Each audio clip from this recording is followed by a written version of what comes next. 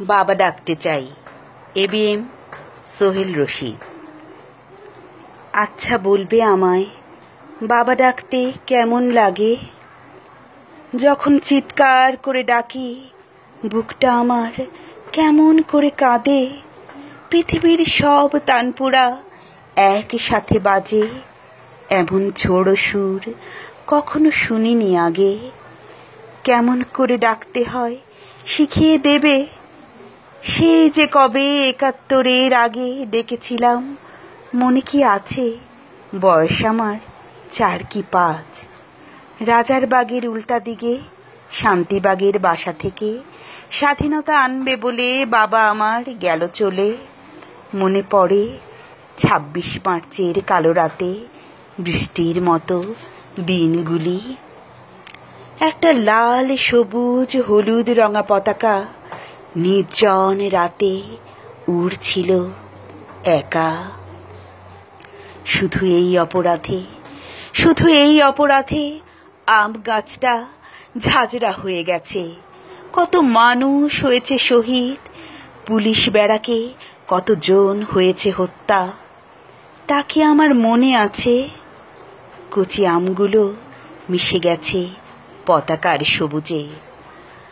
ভোরে সূর্য ফোটার আগে শহর ছেড়ে দল বেঁধে অজানার পথে আমার বাবা স্বাধীনতা আনতে গেছে। এক এক করে ৯টি মাস গেল। মাঝে একটা সরকারি চিঠি এলো, জানালো পাকিস্তানের সেনাবাহিনী রাষ্ট্রদ্রোহিতার অভিযোগে হয়েছেন গ্রেফতার। আছেন তিনি তেজগাঁও ছাত্রসেনা বন্দি শিবিরে। বাবা ডাকবো বলে সেখানেও গেলাম বারবার, কিন্তু ওরা বাবা ডাকতে দিল না আর।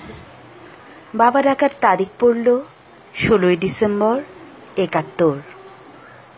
সারাদিন জানালার শিক ধরে দাঁড়িয়ে থাকলাম। কি যে উল্লাস, অপেক্ষার উচ্ছ্বাস। এক এক করে মানুষ আসছে, প্রজাপতির ডানায় সুখ নাচছে। এই প্রথম শুনলাম ভয়হীন গুলির শব্দ। ঠা ঠা ঠা শব্দে মৃত্তিকা জুড়ে ভাসছে আনন্দ।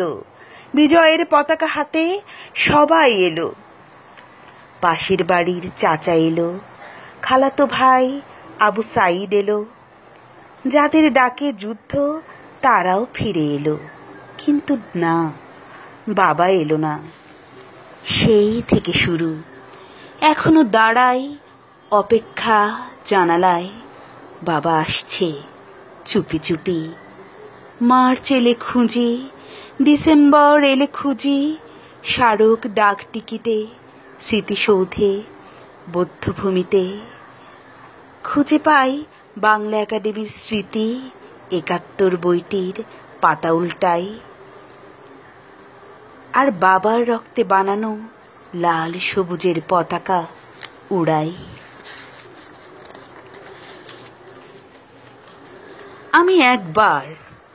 আমি শুধু একবার বাবা ডাকতে চাই। আমাকে শিখিয়ে দাও, আমি চিৎকার করে ডাকবো, বাবা, বাবা, বাবা।